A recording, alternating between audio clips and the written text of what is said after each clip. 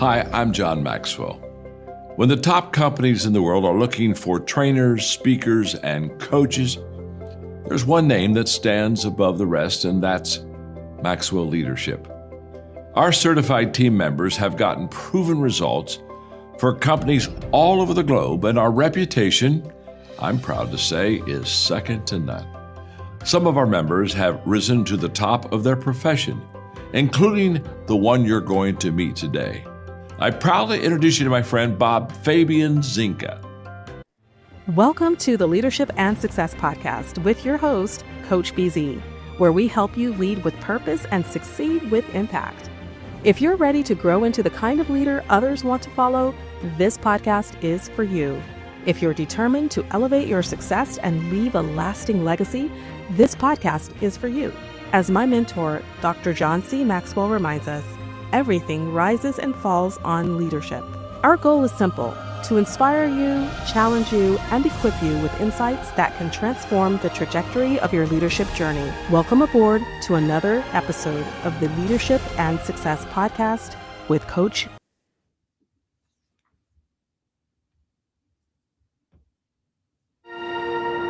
What is one of your most proud accomplishments in life? What is one of your mountaintops? Think about the journey to achieve it. Was it hard? The greatest moments in life that bring us the most joy, well-being, and life satisfaction are things that require bravery. Everything you really want in life is on the other side of something really hard. Anyone can be brave, and I'm on a mission to convince all of you that you can be brave too. My name is Jill Schulman, and I'm a researcher, speaker, and writer on the science of bravery. And my goal is to make you uncomfortable. I not only want to make you uncomfortable, I want you to get more comfortable being uncomfortable, because that is one of the keys to achieving greater success, happiness, and well-being in life. When I started doing PT with Marines, which is what we call like physical training, I did not realize the hills of Southern California. You guys, I sucked. Like, we started running, and I was falling back. It is the most shameful thing. For the first year and a half, I could not keep up in those hills with all the male Marines. There were so many times that I wanted to quit. I was so embarrassed because I couldn't keep up. Like, what am I doing? Those moments of struggle is what makes you who you are. There's a phrase that we say in the Marine Corps, and it is pain. All right. Welcome to another edition of the Leadership and Success Podcast. I am really excited. We have a very, very special guest waiting in the green room. Before I bring her on, as is our tradition here, we want to start with what we call a moment of gratitude. And as you guys know, we do this because about 21 veterans and service members commit suicide in this country every single day. And I believe it's impossible to be suicidal and be grateful at the same time. So, you know the drill. Just take a moment, maybe close your eyes and think about one thing you are really grateful for right now. It might help if you take a deep breath and just relax your nervous system and be grateful for one thing. And today I am really grateful, like I am many days. I really stand on the shoulder of giants. So many people have helped me throughout my career. Many of them I will never be able to pay back. But I am so grateful they've been part of my life. And I feel like it's now my duty, my responsibility to try to teach to others what I've been taught, what has worked for me. So that's what I'm grateful for. So let us know in the chat where you are joining us from, what city, what state, which country, if outside of the US, what you are grateful for. And if you have a question for my guest, please type it in the comment. All right, let me see if I can properly introduce Jill today. Again, I am really excited to be talking to her today. What a great honor and privilege. She's part of the few, the proud, the Marines, right? Once a Marine, always a Marine. I must tell you, when I tried to join the military after 9/11, I talked to everybody. I talked to the Marines, to the Army, to the Navy and the Air Force. And eventually I decided I am not strong enough to be a Marine. I feel like the Navy or the Air Force is where I am going to be add a lot more value. Right, I use my brain more than I would use my body. But anyway, so she's a very very very special. Just being a Marine, I must tell you. So Jill Schulman is a U.S. Marine Corps veteran, keynote speaker, expert in the science of bravery. She has delivered over 1,500 leadership programs worldwide. She's the author of a powerful book, The Bravery Effect, and we're going to be talking about that today. Jill's mission is quite simple, but it's transformational. She helps leaders and teams do hard things and do them well. She combines military leadership, positive psychology, and real world business experience to help organizations build strong ownership, resilient teams, cultures of accountability, leaders who act, especially when it is uncomfortable. Her message is one every leader absolutely needs to hear. Bravery is not a personality trait, it is a skill. So, ladies and gentlemen, without any further ado, please help me welcome to the Leadership and Success Podcast, Jill Schulman. Well, good afternoon, Jill. How are you I today? am fantastic. I'm so excited to be here on your show.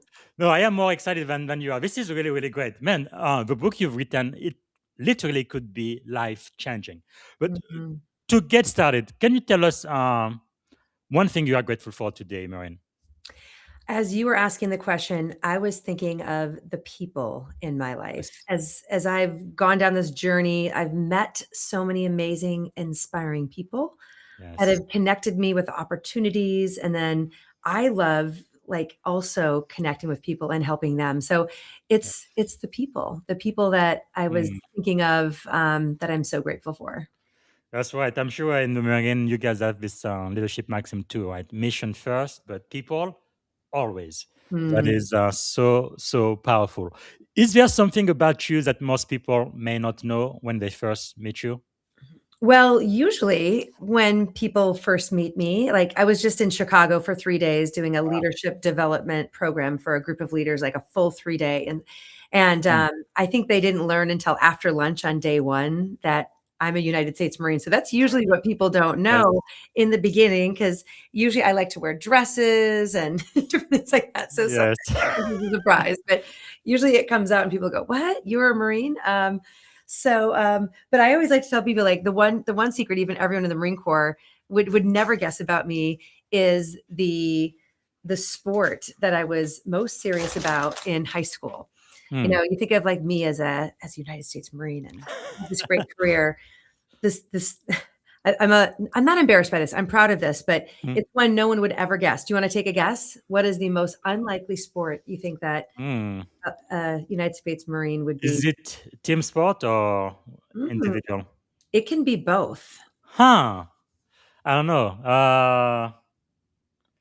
No, since you were a girl, you usually don't do football, right? So I would say soccer. That's a great guess. It's a great guess. Actually, no, it was synchronized swimming. Wow. Yes, that's That why they think is, of marine synchronized yes. swimming. So, yeah, so please don't tell anyone. Oh, wait, now it's out there. So it's gonna take away from my bad girl, like, brand. Actually, talking about swimming, that's something I had one of my greatest fear once I became a sailor. The Navy wouldn't let me be a sailor without really knowing how to swim. It took me almost an extra year to really overcome my fear. But I understand as a Marine, I think the Navy SEALs do the same thing. Don't you learn to stay kind of underwater for long period of time? Yeah, there's a lot of things that we had to undergo in our training just to get used to this discomfort. So, Mm-hmm. yes, like, we had to learn to be uncomfortable. Like, the one of the scariest things I did in my training is we had to simulate that we went down in a chopper and then we Mm. turned upside down and we had to stay there for a while before we got out, and Oh like my the goodness. and then basically the water is filling your nasal cavities and stuff. Mm-hmm. So, but you have to learn not to panic. They Yes. also put us through a CS, like going through tear gas, like Mm-hmm. going in a chamber The where gas chamber, yeah. we're sprayed by tear gas and learning Mm-hmm. like how it burns your eyes and Yes. sears your lungs, but all those things so that if we ever had to encounter it for real life, we're going to be more calm under pressure. Yes, the tear gas, I believe everybody in the military does that. First time it happened to me, it was at boot camp. at RTC Great Mistake. I mean, Great Lakes, 2005. Oh yeah. That was quite terrifying. Terrifying. And what they told us, yes, they wanted the tear gas to burn not for too long, maybe only 5 or 10 seconds, but it felt like an eternity.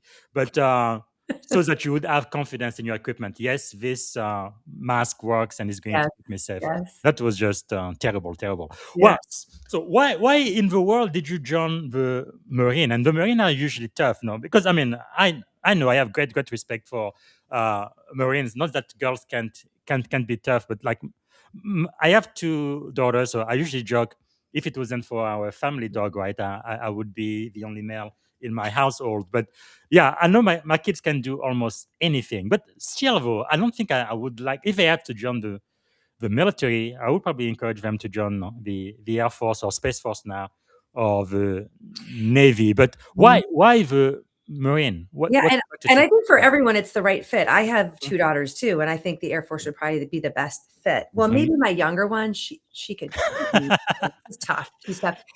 I've always loved challenges. So when I was looking at the Wow. different services, I'm like, my number one choice is the Marine Corps. Why? Because it's the Wow. huge, the proud. It's the one that like, Yes. I guess I was enamored by the idea of it being the most elite and the hardest, so that's why I wanted it. Absolutely. I did have a grandfather that was a Marine, but he never really spoke about it. So people Mhm. always said, "Your grandfather was a Marine. Is that why you're a Marine?" But Yeah. not really. It was more of just looking at all the different options. And I originally wanted to be a pilot, but back Mm.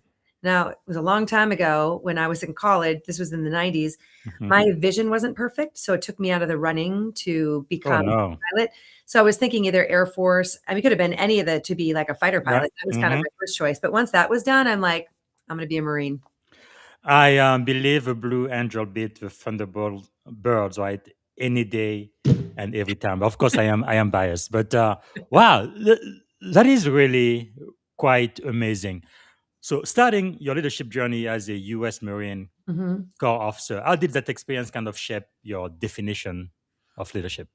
You know what? For me, my military occupational specialty, my MOS was combat engineering. Mm, So I raised my hand. I was one of the first women to ever serve as a combat engineer officer. So wow. one thing that I learned as a Marine Corps officer, which I was such a benefit, and I don't think we get this in corporate America, is Hmm. as an officer, like, this, like I'm out of college, I went through my military training, and then I'm now a platoon commander in Hmm. charge of Marines. And a lot of the Marines that were in my platoon were more senior than me.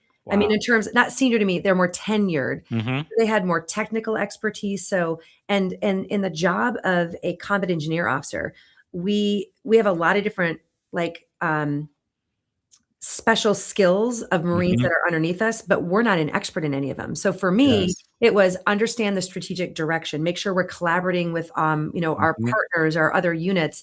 Let me give them the resources, the clarity. So there Yes. was no way that I could micromanage my team. Like I Mm. had explosive ordnance disposal, EOD reported to me. And these are gunnery sergeants. Do you think Wow. as a second lieutenant, I'm going to try to tell them what wire to cut? No, no, no, no. Wow. So I think in a way it really teaches you like, be, our job as a leader in the Marine Corps is how do we best serve our Mm. Marines so they can be successful? Like, in the Marine Corps, we always say like leaders eat last in the Marine Corps. Yes. You always Yeah. make sure your Marines are taken care of. So I think that lesson was something Yes. that carried me through my career. That is so insightful. Wow. So, what did Marines teach you about fear, courage, and Mm. decision making under pressure? You guys probably go through the most pressure than any other branches. Yeah, and I did not realize why this was until I studied psychology like 5 years ago at Mm. Penn. But I think what I learned about fear and courage was every time I was scared, in the Marine Corps, the norm is you do it anyway, right? Yes. It's like, when you're surrounded by people who are all doing the thing, like I mean, bravery is contagious. Everyone Yeah. else is Yes. going up. And I remember when I was training to become a Marine, so I was still in college in San Diego. And at one point, we went to the Navy SEAL base on a weekend as a Mhm. fun field trip. Fun. I was promised a day at the beach because it's on Coronado Island. And we get Yeah. there and we start doing this Navy SEAL confidence course. And to that point, I'd never been more terrified in my life. I remember I was standing 40 feet in the air, but I was terrified. And did I feel ready? No, but I did it anyway. And every time I did one of these obstacles, and I moved forward in the presence of fear, I felt more confident. So that's one of the things I learned is if you're really scared, you just got to do it. And then when you're done doing it, then the confidence emerges. So then I realized in psychology, like that's Albert Bender's research, like a lot of people wait until they feel ready to take a step, but that's not the way it works. So I think that's one thing I learned is, bravery is being scared and doing it anyway. And that's what makes you stronger and builds your courage. That's so powerful. Feel the fear and do it anyway. I learned that from Tony Robbins, but it is so true. Is there a difference between bravery and courage? There is. I mean, I use it many times interchangeably because most people use it interchangeably. But if you want to know what is the difference between the two when we look at psychology, like specifically in the VIA character strengths that are really done in positive psychology, bravery is considered the act. Bravery is taking a step in the presence of fear toward a noble, worthwhile goal. So bravery is the action that you're deciding to take in the moment. That is being brave. Courage is considered a virtue, and there's more than just bravery under the virtue. So think of it like the more you demonstrate bravery, that you keep taking a step in the presence of fear, the more you build your virtue. So it's kind of like if someone's honest, it's because they tell the truth, they tell the truth, they tell the truth, they tell the truth. So the virtue of honesty or integrity is because people tell the truth. So people, we can say they are courageous when they are consistently brave in the moment, brave in the moment, brave in the moment. So they're related, but it's more of an umbrella term of courage where bravery is the act. Yes, let's talk more about bravery. Actually, before I do, I must also acknowledge I have never ever seen a single fat Marine in my 21 plus year career. Never. You've never what? I've never seen a fat Marine in my entire life. Fat Marine, yeah. Not once, not once. We have a lot of fat Navy officers, soldiers and airmen, but a Marine, never. Yep, it's not part of the culture. And if you start getting fat, they're going to start taking you out for runs. So wow, that is just amazing. You guys really, really work. So I have great admiration for sure. But so when then did you realize that bravery is going to be a core part of your life's work? Because that's pretty much what you do. It is my mission now, and it's a realization that I had recently when I went back to school. I mean, I'd already had, so I went from the Marine Corps to working in corporate America for about 15 years. And then I've had my own company for the last 13 years doing leadership development consulting. But after doing my leadership development consulting for about 8 years, I'm always focusing on my clients and how do leaders develop their people and perform at their best. And one of the secrets is making sure they're challenged, they're learning, they're growing. And I looked in the mirror and said, I need to challenge myself. I'm hungry to learn. So that's when I went back to school and when I studied psychology. And that's when I had the epiphany, because my degree is in applied positive psychology, which is basically the study of happiness and living your best life. And what struck me, because of my past experience in the Marine Corps and in corporate America, was realizing that one of the blockers from people being the happiest, living their best life, but also being the most successful is their relationship with fear. And if they let fear control them to stop them, then it led to a less fulfilling life, many times an unhappy life. But if people can learn to step toward there. So that's where I realized that. And another reason I had that aha moment is I think I saw the world through the eyes of my daughters. And I think the world is giving out wrong information, because sometimes the messages you see in social media tells our younger generation that the secret to a happy life is you want to avoid any things that would cause anxiety or fear. And if it causes you fear and anxiety, have a mental health day and run away from it. So you want a life of ease and you want everything to be smooth. And that's just not a reality. And if people think that, for me to be successful, I just need to avoid obstacles and challenges and take the easy path and run away from what I fear. And so it's just not Yes. true. So I'm here to, I'm really on a mission to convince my two daughters. I'll let you know when that happens, and the rest of the world. Yes. Wow, that is really powerful now, including what you went through officers training in the Marine Corps. What do you think is one of the greatest fear you've had to overcome in life? Um, I think my fears are the fear of failure, which is the most common Hmm.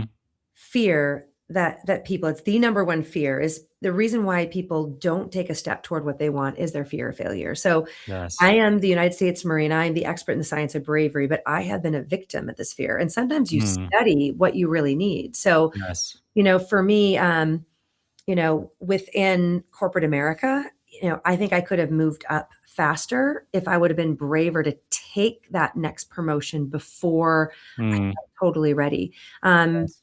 when I took a step and I actually left a company I was with a long time to go to another company that was risky. That was a scary move, or starting my own company. So, I Hmm. think for me, it's that the fear of failure, it just makes you hesitate. And Yes. sometimes you wait 5 years, 10 years, and some people never take the step because of the fear of True. failure, or even the fear of, sometimes it's not even the fear of failure, but if you're a high performer, and I bet a lot of people watching or tuning in right now, Hmm. if you're a high performer, we have such a fear of not always be a high performer, of always being a high performer. And if you're Yes. going to step into something you've never done before, then you're like, I may not be getting a perfect Mm. score all the time.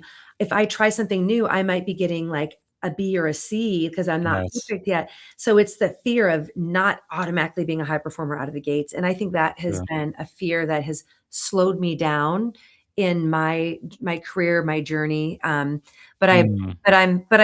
I think I'm finally figuring it out now. Yes. Wow, that is really so insightful. And it does happen to a lot of people. Of course, we're going to get into your book, and people who are listening right now are going to get Mhm. some practical tools on how to actually be brave and take that first step. Because that's usually, it seems to me like that's the most important and critical thing, right? Just the very first step, just moving forward, Mhm. even though you feel the fear, right? Yeah. Yeah, I mean, that is the most important thing. Is all the work that I do in cognitive psychology, social psychology, is to drive the Yes. behavioral psychology, which is, how Mhm. do I just get people to take a step in the presence of fear, right? And so, Yes. yes, if people just take that first step, I mean, there's so many things that we'll unpack a Yes. little bit later, but I mean, that's the one message people are going to learn is, Mm. stop waiting until you feel confident and ready. So That is powerful. that's the mistake. You take a step before you feel ready, and then after you take the step, that's when the confidence comes, right? So, Yes. for any of you that have been saying, like, someday I am Mm. going to, put my name in the hat for the promotion and be the leader of the team. Yes. Someday I'm going to write a book, or, Mm. I'm not ready yet. The timing's not right. That is a bunch of words that disguise Yes. fear into sounding wise. Mhm. Wow, so powerful. So it looks like you really went 360-degree because you kind of transitioned from blowing things up as a Marine combat engineer, but now you are really building people up, right, as a leadership expert. How did that transition work out for you? The transition went from, I was an individual contributor in my first corporate job. My joke is I went from blowing things up to then selling drugs, the legal kind. I went Yes. into the pharmaceutical industry. And a funny story is, it's not like I got the Marine Corps going like, I want to be in pharmaceutical sales. I just had recruiters Mhm. that encouraged me to at least check it out and interview. And the Yes. second hiring manager was a Marine. So I decided, like, yes, I'll try this out. But the reason I got into leadership development is, you would think that as a captain of Marines, I was an expert in leadership and would have been perfect. Mm. But, going into the corporate environment, and here's the difference here. I was in sales and I became the top salesperson in Wow. my unit, right? And then I became a trainer, and then I became a leader. So one thing that I did is I made a lot of mistakes as a new leader, Mm. because now I had more expertise and I knew how to do the job better than anyone else. Wow. So that led me to giving too much direction, doing too much micromanaging. So Mm. early in my career, as a leader, as a first time corporate leader, I went through leadership classes because my company was just amazing. They did a lot of leadership development, and I was a sponge. I learned so much. Like I know you Mm, do Maxwell Leadership, right? So mhm. you go through a program, and I realized, and I've always been good about this, I can recognize when I'm like, uh-oh, I'm doing it wrong, right? So maybe for me telling them to do it exactly the Jill way. So I Mm, benefited so much from the leadership development courses. I had a great foundation in the Marine Corps, but I kept learning and growing. And my career, I think I credit my success as a leader in corporate America because of yes. those leadership development programs. So that's why I transitioned to, I'm like, I Wow. I love this, made such an impact. Like I want to help other leaders like go through that transition of realizing you go in those classes and you have those what I call oh crap moments. You're like Mhm. learning and you're like, oh crap.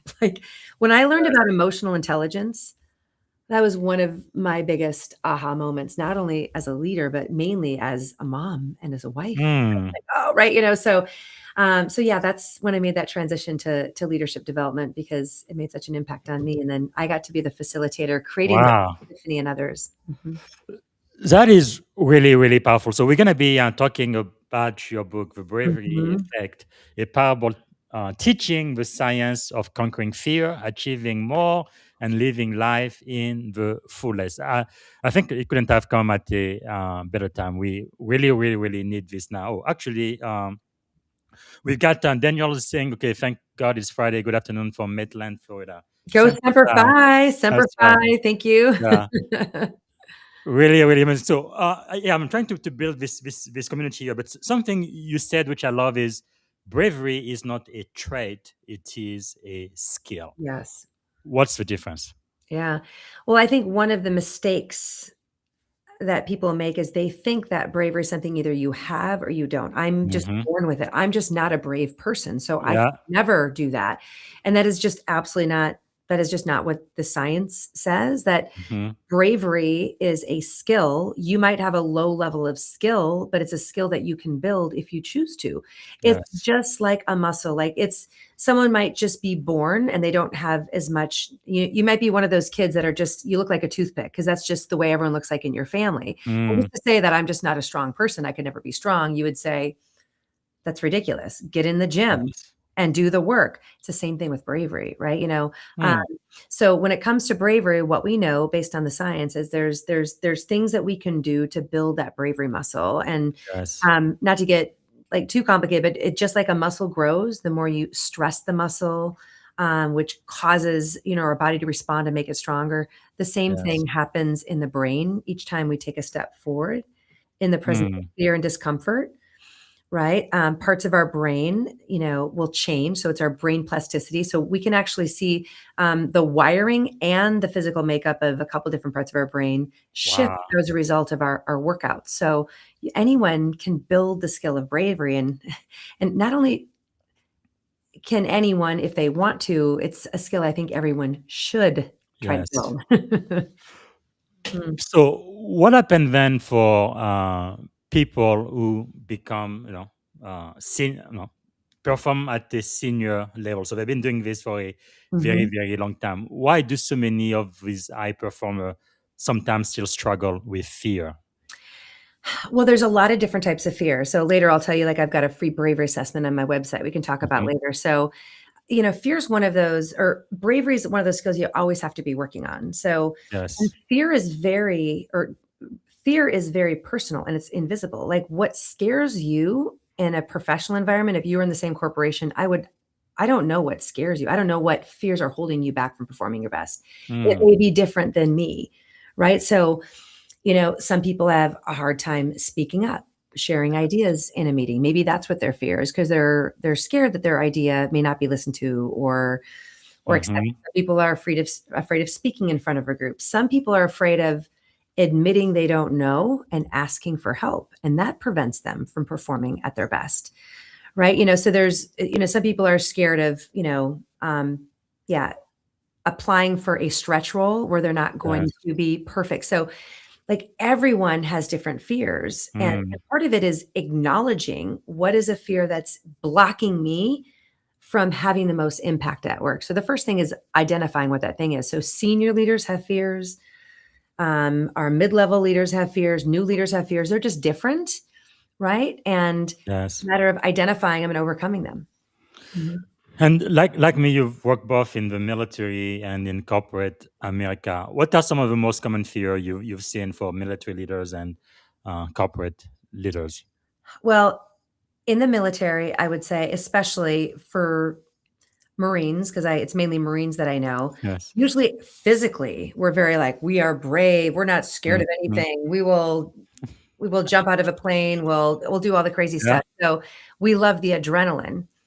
But usually it's the social bravery where a lot of Mm. Marines feel uncomfortable, right? And so you were talking about some of the mental health challenges, Yes. so that's a fear we need to overcome. If we can learn to open up and ask for help, right? I Hmm. mean, that is not a sign of weakness. That is a source of strength. And it's part Yes. of, social psychology. So I think in the military, that seems to be the one that's most common. Sure.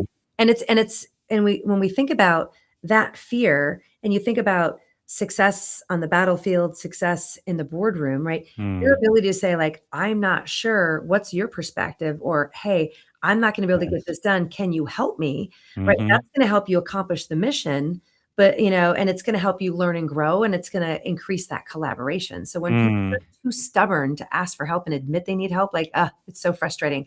So, Yes. but you can't just tell them to do it. You got to have them acknowledge and get over the fear first. So that's the military. Mm. And then corporate, I think we've Yes. covered. It's the fear of failure, the fear of rejection. I Hmm. I spend a lot of time speaking to sales organizations or sales leaders because that's where I spent most of my career in Yes. commercial or sales leadership. So, there's the most common fears that we see there are the fear of making the customer uncomfortable with questions Mm. close. The only way you're going to change behavior is if you can, bring insights that get them to think differently and then ask them to act on it. So salespeople need to get, comfortable having those conversations that bring the most value, that make people think differently. So like salespeople, Yes. and then sales leaders, the most common fear, I'd say just leaders in general, is they're afraid of tough conversations. They're Mm. afraid of delivering the feedback that's going to really help their people grow because they don't want to ruin relationships. So those are Yes. some of the common fears that we see. Mhm. Man, quite insightful because in your book you also talk about those micro moments that really define a career, Mhm. and we really have to be brave, or choose bravery over fear Mm, every time we have the opportunity. So, for somebody who's listening right now and they kind of feel stuck, mhm, what do you think is the first brave step they should take today? mhm. Well, first of all, we should make it a small, brave step. So Mm. you don't have to, if you have a fear of speaking in front of a group of people, you don't have to get in front of your entire company next week. Yes. Like that is ridiculous. Like that is setting you up for failure. So it's figuring out what is a small step. What is a small thing that you can do? Take that one little step. So Yes. it's about doing a little bit each day. When you look at the mountain of the thing that you want to be able to, that hard thing that you want to do, you just focus on what's one step at a time. What's one thing I can Yes. do today?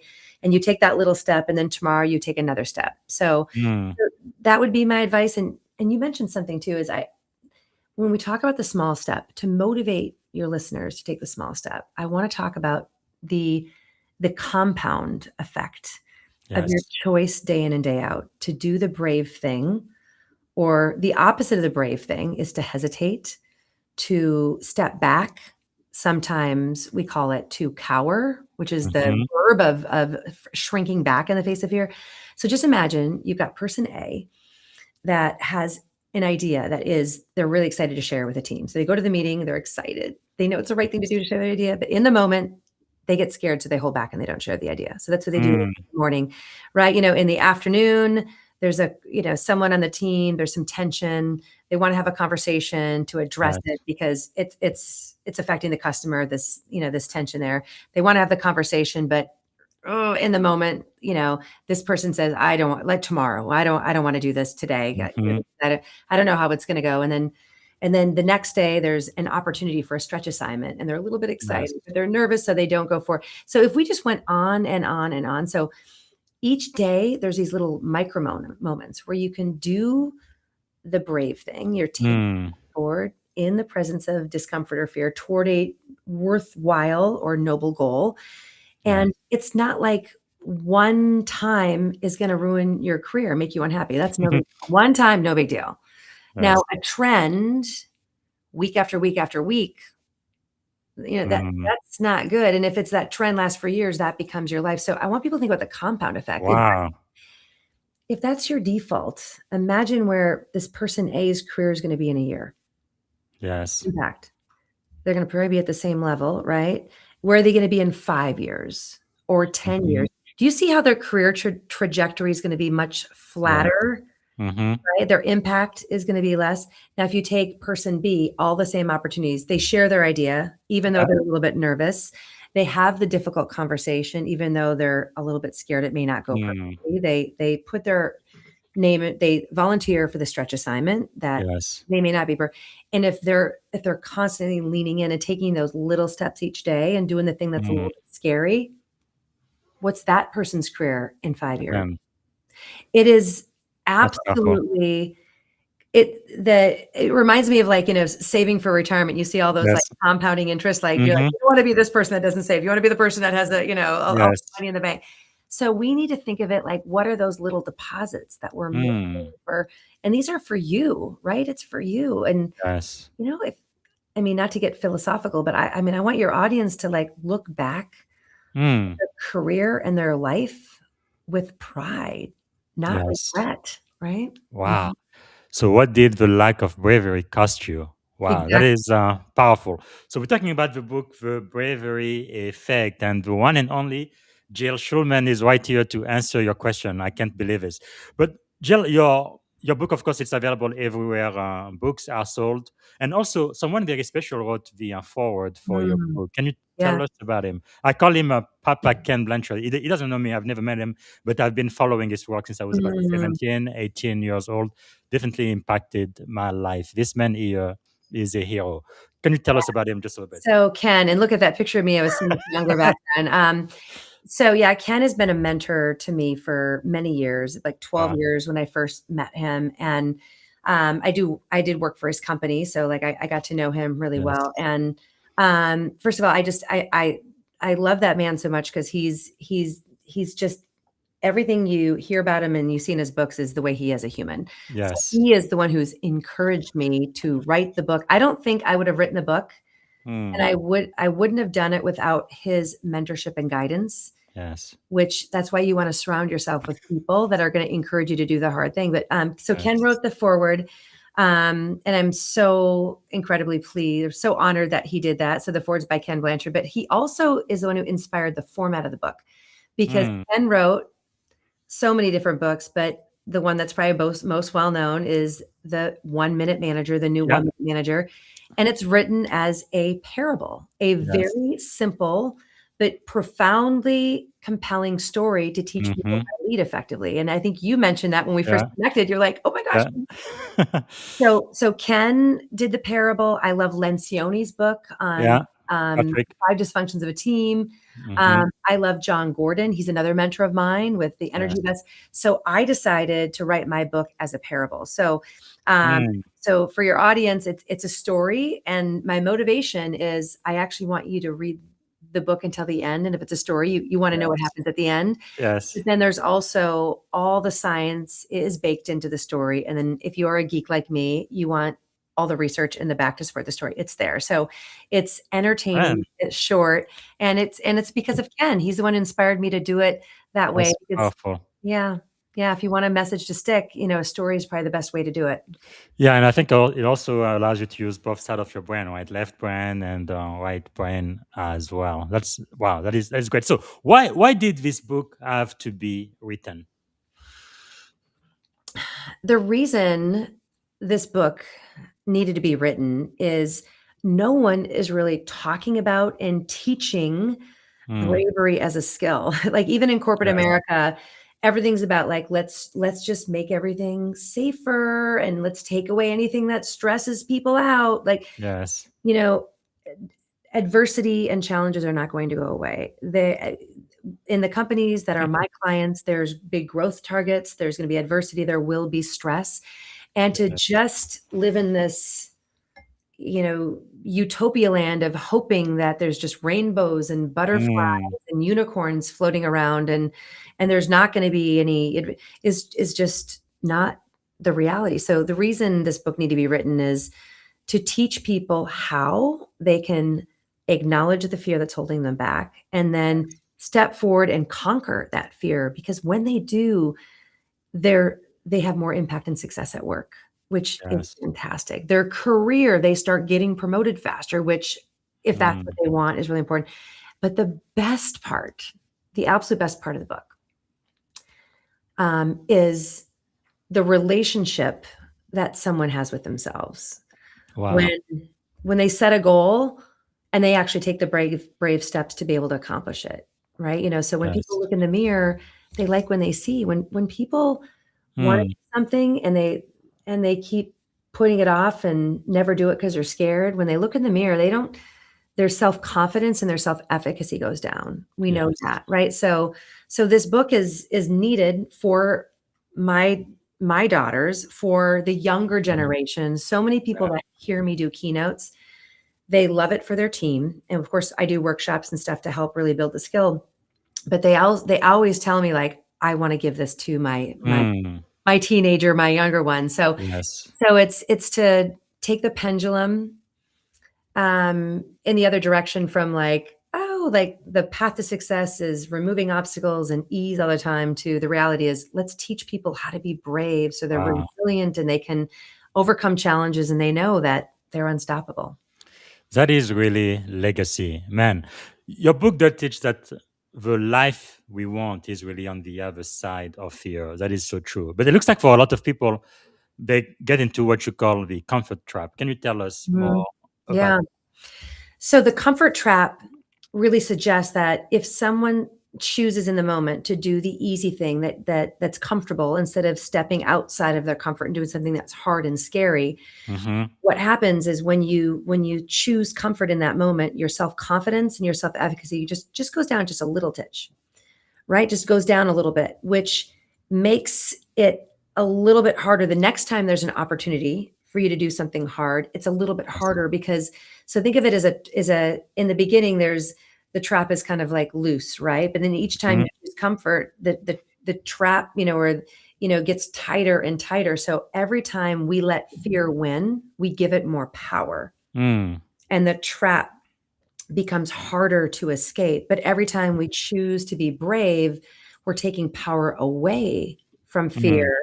And then, and life becomes bigger. So we've got to be careful. And people they end up spiraling down, which is why, we have the highest levels of depression and anxiety Yes. than we Yes. have ever had before. But why is that? Like life is so good, everything's so easy, right? Well, it's because all the evidence in experiential avoidance tell us that when people avoid what is uncomfortable, they're scared of, it leads to the development and sustainment of anxiety and depression, right?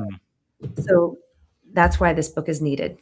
It's for mental health too. Absolutely. And also in the book, you really talk about three keys, right? You outline three pillars of bravery: Mhm. Yeah, brave mindset, bold action, and brave relationship. So, yeah. with a mindset, how do we rewire our thinking Mm, about fear and discomfort? yeah. Well, there's 4 things that I teach in my book, like 4 different, cognitive psychology techniques, but just in general, to keep it simple, Mhm. is we first have to win the battle in our minds. So as a fellow, veteran, I use a lot of military terms, but we need to win the battle in our mind first, because if we can change the way we think, it can make us take that brave step. Mm. So like one of the most basic things that I teach is Carol Dweck's research on growth mindset and shift Yes. people from a fixed mindset, like I could never do that, Mm-hmm. to I can't do that yet. And Mm, yes. that little shift of I can't do it to I can't do it yet makes people realize that, oh, it Yes. is possible, right? So that's just one of the many techniques, but Mm. we know this, and I've got a lot of friends that are Navy SEALs, and they all tell me that Yes. the number one reason why someone makes it through buds or not is not the amount of muscles or any of that. It is winning the battle in their minds. So Yes. so that's why we have that as the first step, is help people with mastering the mindset to be able to take the Hmm. first step. Mhm. That is so powerful because it reminds me sometimes you do have to, when you face something that seems impossible, it really helps a lot to just reframe it, right? You can ask a question: how can this become true, or how can I make it happen? And then your brain starts thinking about possible solutions instead of, oh, this is a barrier, this is a challenge, cannot do. No, no, no. It's now become, okay, there might be a possibility. Let's see how that is possible. That makes a really big difference, just the way Yeah, you it think, does. doesn't it? And then you can also look at examples of people. What are other people that went from not being able to do it to being able Mm-hmm. to do it? And then you study their path. And usually when it's called like vicarious like learning, so you find Yes. someone who's gone through the path, and then you can just follow their steps. And then when you look at their path, you realize that it's not just super easy. They Yes. went through ups and downs and learning. And so when you realize, and that's what happened with Ken. When I was Yes. writing my book with, and I would check in with Ken Blanchard every once in a while. I remember at one point I was telling him, like, I'm like, I don't know if I am meant to do this. I'm like, I can talk all day long, but the writing is just not happening. I am having Yes. writer's block, and I don't know if I can do this. And Ken just smiles, like he always does, calmly. And he goes, same thing happens to me. That happened to me. Wow. And I'm like, how's that possible? Really? You're Ken Blanchard. And he told me about his early struggles, that the same thing Yes. happened to him. So then you're like, if you're Ken Blanchard and you've had Mm. 48 best-selling books and you went through the struggle, this is normal. Yes. I can Yes. overcome it too. Mhm. Wow. So let's talk about bold action. Mhm. Why can't we wait until we feel ready? I feel like many people go through paralysis by analysis. They just never feel ready. Therefore, they never take the first Mhm. step. Well, when we look at how confidence is built, the only way that we can build confidence is taking a step before we fully know how to do it, and that's how we build Mm, confidence. And so that's where that equation is. People of course. think, okay, when I'm ready, I'm going to take a step. And that is opposite of what's true. You take a step and that builds the confidence. That's all of Albert Bender's research in self-efficacy, right? Hmm. If you keep that's where I think a lot of people think like, well, when I feel ready and confident, then that's the wise decision to take a step forward. So Yes. it's helping people realize, when people just understand that you're supposed to feel scared, Mm, right, when you do it. I mean, that really helps people, because some people think that, oh, bravery is when people are fearless. And I feel yes. fear, so there's something wrong with me. So I should, Mm, and you let people know, no, that's not true. Feeling the fear, that is exactly how you should be feeling. And yes. the feeling of fear and the feeling of excitement are very similar. So how can we reframe? So we teach people Mm, just some very simple steps in terms of like, okay, you can tell yourself, like, when you feel like the physical, like fear, the mm, manifestation, my heart is beating, I maybe I'm breathing harder. You can tell yourself, like, this is my yes. body preparing me to perform at my best for something that matters. Wow. So this isn't mean there's something wrong, I should run away, right? So this is important. This is my body excited, my Yes. body. And then my last hint, and this really helps people. In that moment, some people like start thinking if they're going to take a step forward. First, I say, don't think, just go. The more you Mm, start, do not start thinking about will I not. If you told yourself yesterday that today you're going to take a step, like, just take a just step. do it.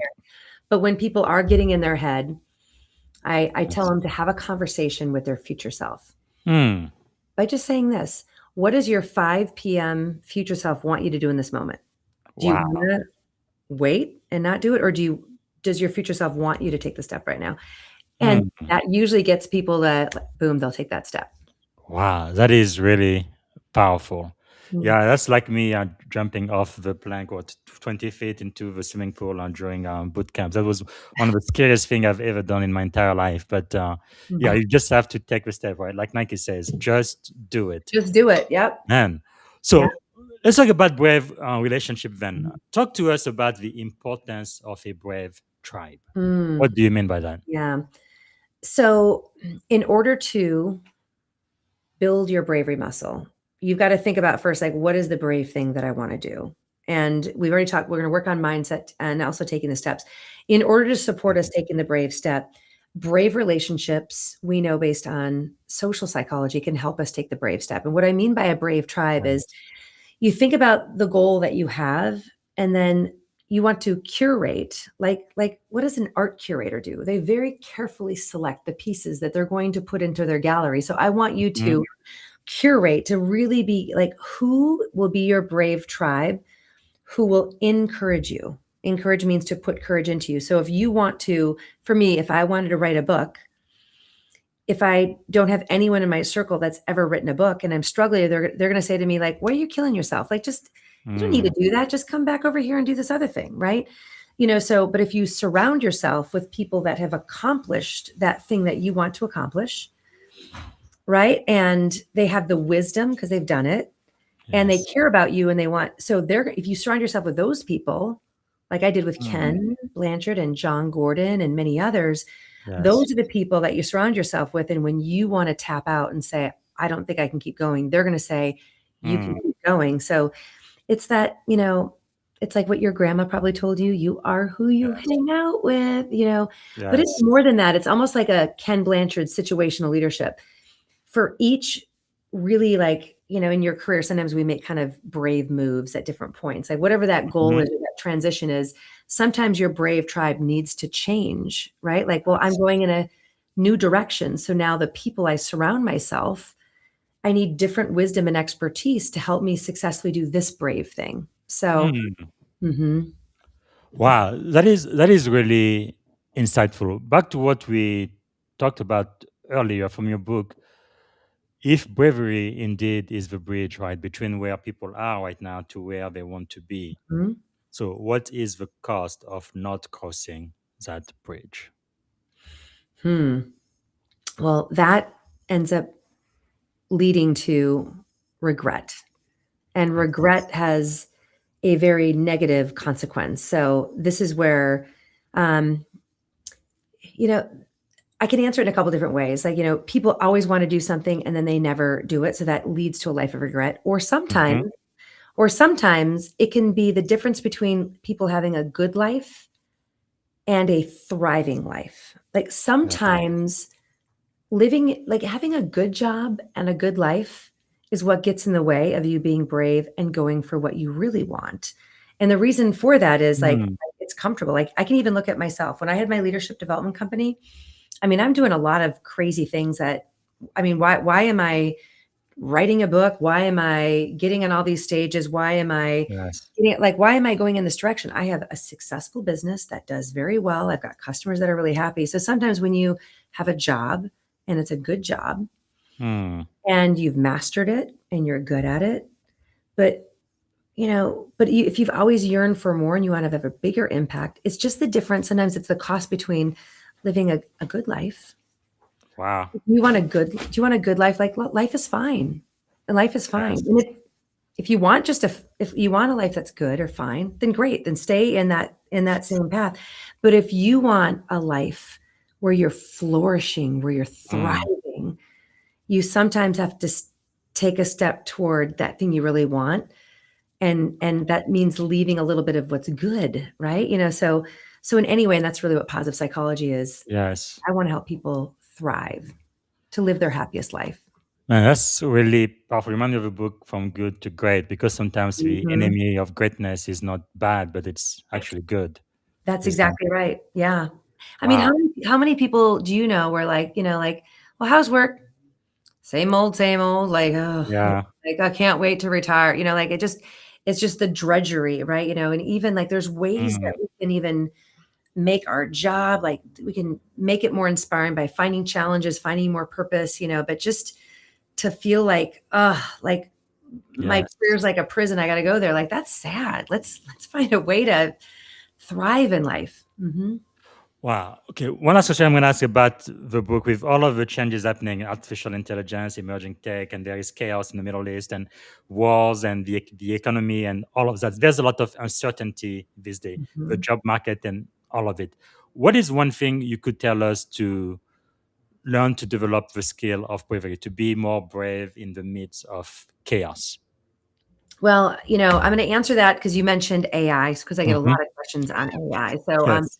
just whenever there's a change happening, like some of us are the early adopters, Hmm. a lot of us are going to just wait and see. Some of us are going to resist. So, just think about the cost of hesitation, because that's really the Hmm. enemy of bravery. Is like, I mean, if you're, the problem that I'm trying to fix for people is hesitating, waiting, Yes. right? Or running away, but also just hesitating. So, the cost of people hesitating to fully embrace AI in order to be the most effective in their job, it can be great. So, the wonderful thing about AI that can help us be braver is I think of Stephen Pressfield. So if you know Stephen Yes. Pressfield and his work, I had never heard of him, and then I just met him at a conference last fall, and I'm like, "Who are you?" But I guess he was also a Marine, Yes. so we met, and I'm like, "He's kind of a big deal."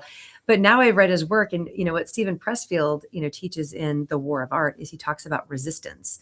Hmm. It's so related to my work. So he's like, "There's always the thing that you should do." But resistance is like all the things that pull you away from what you should be doing, right? And it's like, Mm. oh, well, I should be doing the emails and I should be folding laundry and I should be like doing all this.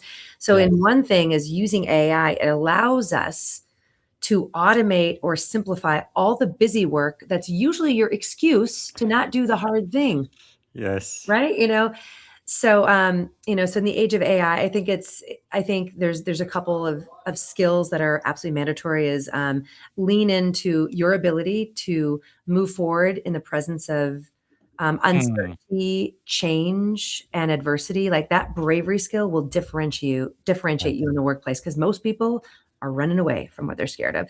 And then number two, Wow. not related to my research, but your ability to have the the high power connections at work. Your interpersonal Yes. skills are absolutely going to be a game changer. So embrace AI to get all the lower level work done. And when you do, that frees up your time to have meetings and coffees and have great interpersonal relationships and then do the hard things that you're scared of doing and to be brave. So that's my kind of take on the future and Wow. AI.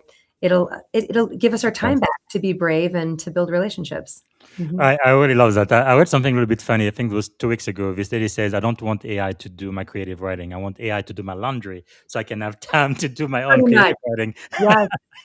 Yes. And I think we're getting to the point, like, I mean, my team has used AI a lot to do some of my posts. And now it's so obvious, then you can Yes. see it all looks the same. And now I hate it. I'm like, stop it. We can't use that. Like, can we please like make it's me? Like I have to say, Yes. yeah. So you're right. We don't want AI to do the creative stuff because if AI does all the creative stuff, we're all going to sound the same. You can Yes. tell when it's the post that's just so obviously AI.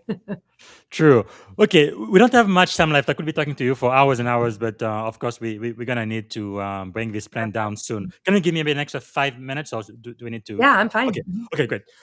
So for this last segment, I tried to get into your head kind of like the principles that have helped you become as successful as you've been. So one question I have for you is, what do you believe is one of the greatest lesson you have ever learned, whether in life, in leadership, just in general? Mhm. It is the ability to always be working on yourself, to always look Mm. in the mirror and always be admitting, like, I think that's one of the things that's made me the most successful, and I'm most proud even Yes. as a parent to model.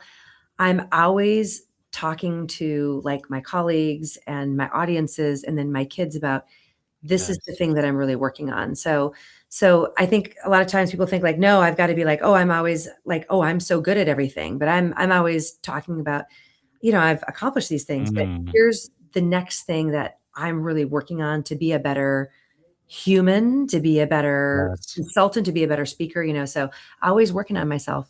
Mhm. That's so powerful. Remind me of Jim Rohn. He used to say, if you work on a job, you'll make a living, but if you work on yourself, you will make a fortune. Big, Mm. big difference. Wow. So, what do you believe is the secret to your success? Not just in the Marine Corps, which again, I believe you guys are just crazy. Uh, but then in corporate America sales, and then your own business and all of the leadership development, having a best-selling book. Why are you so successful? You think?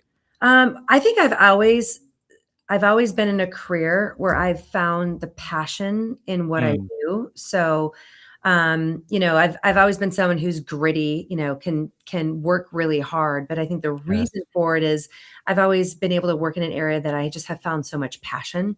Mm, So, we've got to find out what are our interests, what are our strengths. I've yes. always aligned my interests and my strengths with my career, which is that allows us to be gritty. If I was Mm, in a job where I was like staring at a computer and crunching numbers all day, I would not be a high performer because that's not yes. leveraging, so I think just always letting my passions and my strengths Mm. lead me to my next step. That is really powerful. I was born in Africa, like most African. My parents were like, "You're gonna be a doctor or a lawyer," but I'm like, no. I'm going to For, the for, Navy. my, for my daughters, no, they can do whatever they want, and I support them. But it's true. If you don't have a passion for what you do, the first obstacle challenges you're gonna meet, you're just gonna want to quit because your heart is not in Exactly. it. Is it? Wow. Yeah. So I know that leaders are learners. What are you learning these days? Well, right now, what I'm obsessed with learning is the neuroscience. I've got my master's in psychology, and so I know a lot about the science of Yes. bravery. But now I'm becoming really interested in just the mechanism of the brain. So Mm, that's what I'm learning in terms of becoming a deeper expert in my area of expertise, the science of bravery. yes. And this is kind of related to it. That's what I'm learning, but I'm also very interested in filling the gap in what research has not been done on the science of Mm, bravery. There has been some done, but like I have read, I think every piece of research on bravery. yes. That's what you have to do to become an expert. But there Mhm, is more work to be done. So the other thing yes. that I'm learning is like, okay, so what do we know about bravery? But what research needs to be done? Mm, And I want to do that research because the world needs the research because yes. I've always been evidence based. Like, don't do it just because, like, oh, I'm a Marine, so do it. No, Yes. like, what do we know based on science? All right. I can see Dr. Jill Schulman in your future very soon. That's wonderful. So I also like to ask if you could choose three people, in anybody at all, dead, alive, or even fictitious character, to have dinner with, who would you choose and why? Oh wow. I would probably say Marcus Aurelius Hmm. Yeah. because I love stoicism and I love meditation. So having conversations, I think, with him would be great. Yes. Maybe Admiral Stockdale, who also was a fan of stoicism, right? Yes. And then beyond that, like I'm like an academic nerd. So I would probably say maybe in addition, I've actually had little conversations, with this person kind of over email, but I haven't actually sat down. So I'd love to maybe invite Adam Grant, Hmm. maybe to Yes. the conversation because I just think he's brilliant. He's from Penn, but Yes. if I were to have dinner with those two people, what an amazing conversation that would be. Absolutely. I think I would probably add Scott Galloway too. Oh, Contemporary of Adam. But yes, that is really great. I also love, of course, everybody encouraged to get your best-selling book, The Bravery Effect. But in addition to your book, the mhm. ones that you have mentioned, you may mention one more if you want, but you mentioned the uh, the the art of no, the War of Art War of by Art. Stephen Pressfield. Why should my audience read this book? This one is so great because even though it talks about battles to be creative, he really talks about um, that you will have goals, and he teaches you that where you feel the most resistance, like what you don't want to do. He goes, the Mm, resistance is really the sign of what you should do. And it's really great because Stephen Pressfield discovered this with his own experience with himself. This is not scientific. This is Stephen Pressfield with an N of one. It's what wow. he discovered when he discovered that where there's the most resistance is a sign that that's exactly what he should do. Yes. That's where his career turned around. So he discovered that on his own. So this is what I love. This is what the Stoics told us to do. This is what Stephen Pressfield discovered himself. This is what I write about in The Science of Bravery. It's like Yes. these are universal truths. And read that book by Stephen, because my book might be the thing that clicks everything for you, but like sometimes for me, it's like the third person that tells me about a concept that it finally sticks. So yeah. That's amazing. I believe it's the same Steve Pressfield who wrote the Gates of Fire, isn't it? Yes. Yep. He wrote that one. He's got a new book actually That's coming out amazing. this summer, and hopefully Wow. I'll be interviewing him about that book coming out. Yep. That's amazing because I think he's given us the best definition of leadership I have ever Oh, seen. what is his definition of Because leadership? on page 412, and every time I speak publicly about 12 to 15 times every year, but when I talk about leadership, I have to mention this. It says, I will tell His Majesty what a king is. A king does not abide within his tent while his men bleed and die upon the field. A king does not dine while his men go hungry, nor sleep when they stand at watch upon the wall. A king does not command his men's loyalty for fear, nor purchase it with gold. He earns their love by the sweat of his own back and the pains he endures for their sake. That which comprises the harshest burden, a king lifts first and sets down last. A king does not require service of those he leads, but provides it to them. He serves them, not they him. Every time I read this, I get the chills. Oh my God, I got chills too. That's the best definition of leadership I have ever heard. Page 412. Yes, Nice. Stephen Pressfield. I'd like to meet him one day. And I think he also wrote another book I've read, which I like, the 4 archetype. No, I think it's king. He's I can't even keep track. It's so many. I was so embarrassed because I went to an event and he was like a speaker, and I'd never heard of it. He was like interviewed, and then I was the next keynote speaker up there, and I just had asked like, hey, is there any other service members here?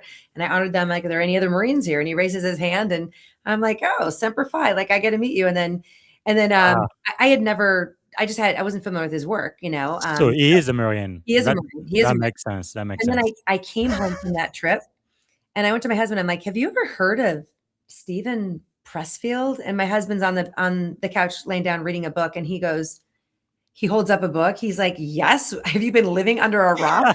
Apparently. That's amazing. Yeah. I think it was 4 archetypes. There was the king, the magician, the warrior, and the fool. And it looks like in all of us, we have a part of that. But okay. Yeah. Let's go next. Of course, your mentor, Ken Blanchard, the new 1 Minute Manager, probably the one of the best-selling books of all time. Every single leader should read this. In fact, for a lot of my clients, when they have new leaders, I'm like, they have to read this before they come to the first class. So like, read this. I mean, it's like my daughter just became leader. She's about to be 21, and she just got promoted to be leader of a social media team in this internship for this magazine.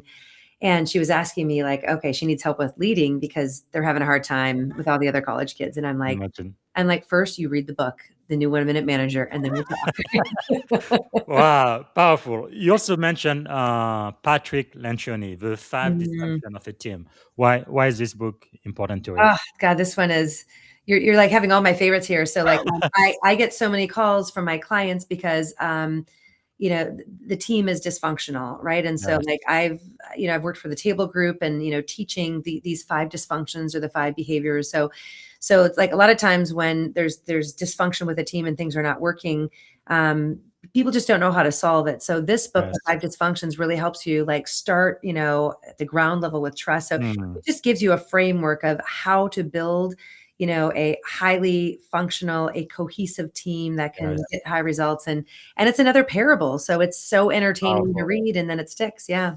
Mm-hmm. Yes. And then this one I haven't read yet, but you mentioned John Gordon, The Power of Positive Habits. Yeah. Well, he's got a ton of different books, but this is an amazing one, The Power of Positive Habits. So, John Gordon's written a lot of different parables. I think all of his books are short, they're effective.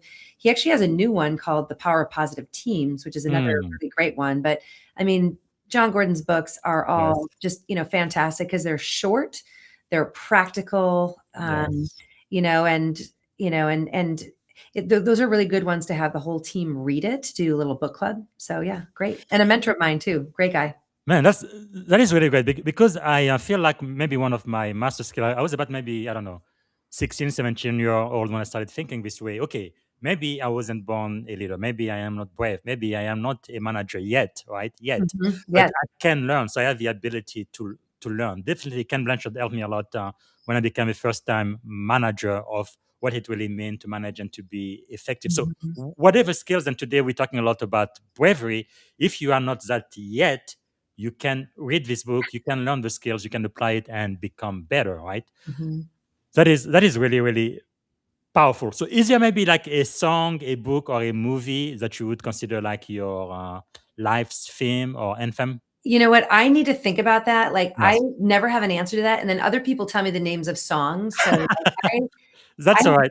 I'm completely blank here, but I need to have Talk, a better answer for that. Is there anything is there a movie that comes to mind for you? Like, I feel like I just read to academic. me, it's mostly music. I've been playing the piano since I was 7 years old. I feel like my entire life is a music playlist, right? There are songs and music that I hear. It takes me back to a specific place and time. For example, during 9/11, I know exactly what music was playing back then, or when COVID started and we started to get quite anxious and depressed. Songs that really Mhm. kept my spirit up. So there is always music throughout my entire life that really Well, if you think of speaks any to me. song, maybe like Bravery, anyone listening here, like, please send me a message on LinkedIn so that I can come up with it. Actually, there is a song that comes to mind for you. I think is it I am a champion? Is it what's that woman's I know hold that on. one, like, "This is my fight song. Yeah, This is that's my" that's like, that sounds like yeah.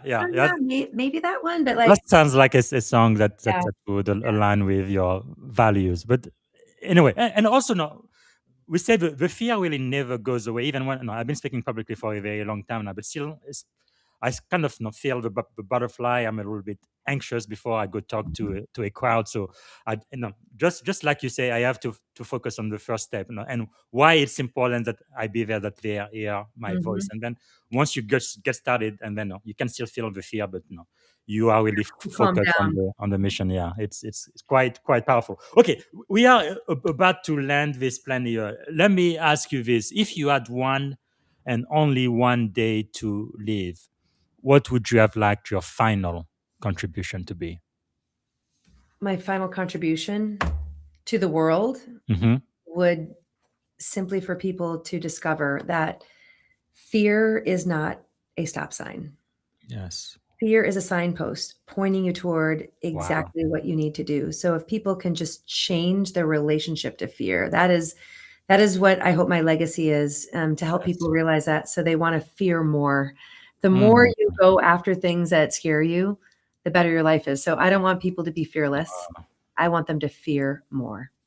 Wow, that is very insightful. And if you had a magic wand and could solve any problem in the world, what is the one problem you'd like to solve first thing tomorrow morning? Mm. I would love for people to learn to listen to one another and have conversations Mm. instead of having convincerations. So if people can Yes. learn the skill of listening and being able to learn and disagree in a Hmm. constructive way, like that is my one wish, because all the world problems would get solved Yes. if we can learn to appreciate each other's different perspective and actually converse instead of try to convince or Mm. one another in conversations. Powerful. All right. All good things must come to an end. We are coming toward the end of the show. How can we add value back to you, Jill? You've been such a great master teacher for us today. Yeah, well, I love you having my LinkedIn right now. So please follow me on LinkedIn. I make a promise to always send out little messages or little inspirations for you to be brave every day. So I try hard Mm. to do that. So if you follow me, hopefully that will bring you some value.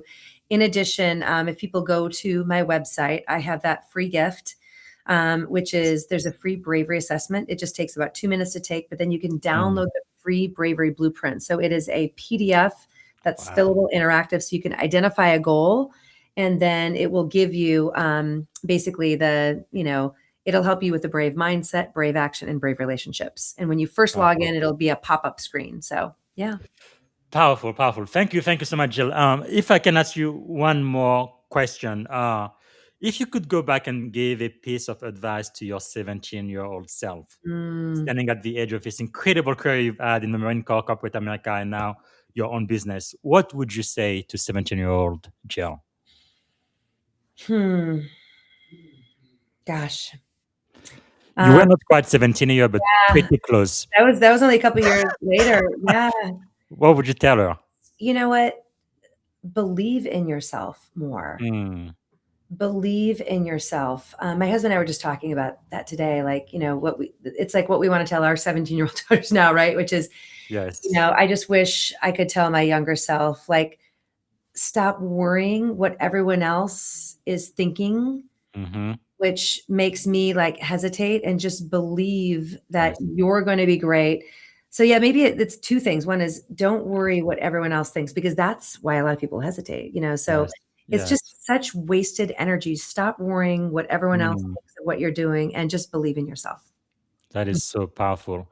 Maybe I would add, no, even if you are making the wrong decision, to me, it's better take action and have it be the wrong action than take no action at all, because you can Yeah. always learn from your mistake and get Mm, better. It's all right. So we are definitely out of time. You don't have to say yes, but if you said yes, I could do what I call rapid fire. It's going to take about 2 minutes. I'm going to ask you a question, but sure. you're going to have to answer really quickly. Okay, fantastic. Thank you. Quick Thank you. answer. First thing to come to mind. Okay. Okay, what is one word that defines great leadership? One word.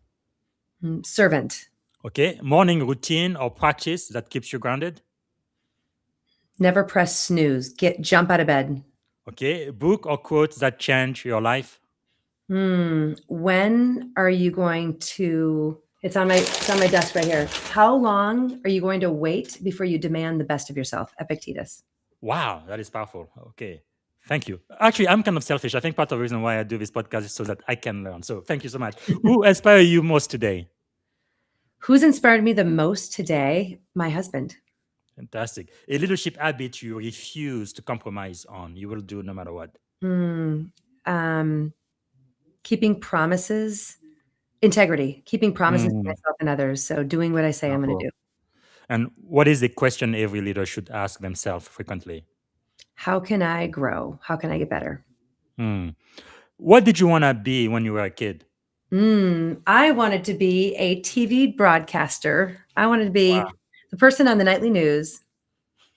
Well, in a way, you are doing this with your leadership development. You are broadcasting leadership. You're doing it on YouTube video, your books, and your Right. platform, and you're speaking. But Yeah, I'm on the okay, news, but I'm just being interviewed. So I guess it's, yeah, I think I'd rather be interviewed than to be the one on the, yeah. So, there yes. you go. So, three adjectives describing you as a child.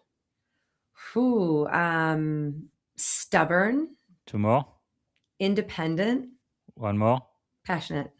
As an adult. Same, same. Okay, you didn't change. That's great. All right. I always like to end on a positive note. So, what is something you are feeling optimistic about this day?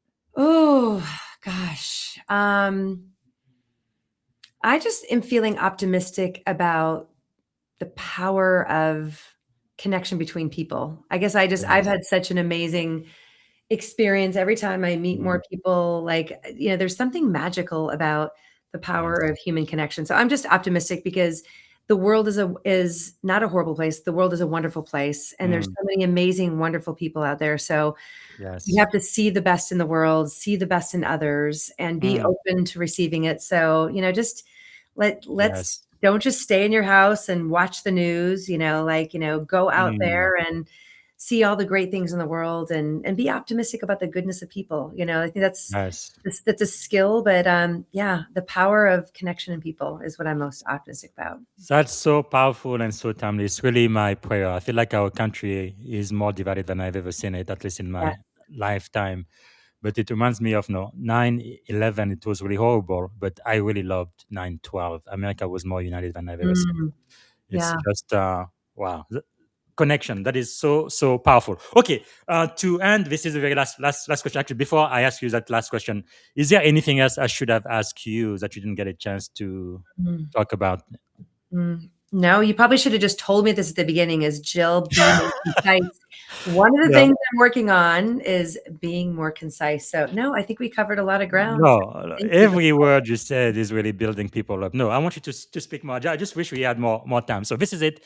Very last question. What is one word that represents our shared experience on this podcast today? Oh, I think powerful. I think you said it a lot of Wow. times. Thank you. Yeah, this was a powerful discussion. So thank you for having me and thanks for the powerful discussion. Thank you so much, Jill, for being one of our master teacher today. And I am always so grateful. Wow. Ladies and gentlemen, Jill Schulman. I think soon to be Dr. Jill Schulman. Thank you so much. Really appreciate it. All right. Have a good Bye. one. Have a great weekend. Thank you.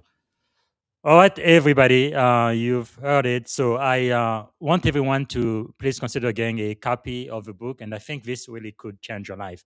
The Bravery Effect, a parable teaching the science of conquering fear, achieving more, and living life to the fullest. So do that and follow her as well, jillschulman.com, and of course on LinkedIn in Jill Schulman. All right, that's all I have for today. Tomorrow, I'm going to advertise it soon. One of my mentor, Kian Williams, tomorrow, Saturday, is going to talk to us for about 20 to 30 minutes. It's going to be a TEDx-like talk, and he's going to be talking about government risk management. All right. So this is a new series I started for my student. I am an adjunct professor at California Science Technology University, and I want my student to kind of meet the operator and the executive in the industry. So you can meet us there. That's not going to be an hour long. It's kind of like a TEDx talk, 20 to 30 minutes max. So that's going to be tomorrow. And whenever I get a chance, it's probably going to be on Sunday, I am going to go back to the book of Proverbs. We studied Proverbs 21 last time. Now we're going to do Proverbs chapter 22. Again, this is not a religious podcast, but it's about ancient wisdom and leadership lesson from the book of Proverbs. It's really surreal how those old lessons are still applicable and relevant today in 2026. All right, that's all I have for you. Thank you again for watching, and I hope to see you tomorrow. Bye for now. Thank you for tuning in to the Leadership and Success Podcast with your host, Coach BZ. If today's episode added value to your leadership journey, be sure to subscribe, share, and join us again for more wisdom nuggets on how to lead better and achieve greater success. Remember, leadership is the most critical skill of our time. The world will always need leaders to inspire others, drive innovation, and execute meaningful strategy. So why not count yourself among the bold leaders shaping the 21st century? Until next time, stay inspired, stay committed, and keep leading with excellence.